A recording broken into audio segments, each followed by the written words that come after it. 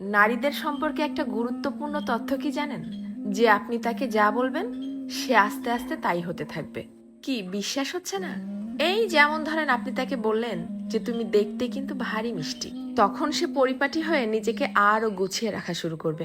আপনি যদি তাকে ভালো বলেন সে আরো ভালো হতে থাকবে। আপনি যদি বলেন যে তোমার মনের মধ্যে অনেক মায়া, ভালোর জন্য তুমি নিমেষেই যে কোনো কিছু কুরবানি দিতে পারো, তখনও সে সেটা রপ্ত করতে শুরু করবে।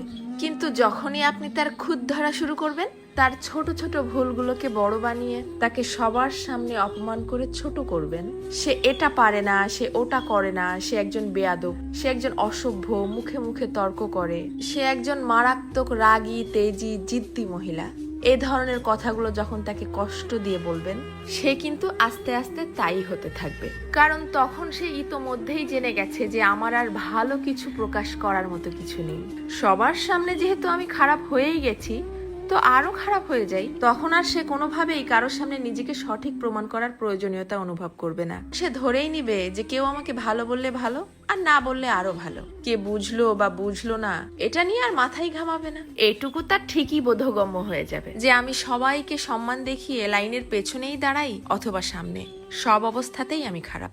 আর এভাবেই আস্তে আস্তে আপনি তাকে হারিয়ে ফেলবেন।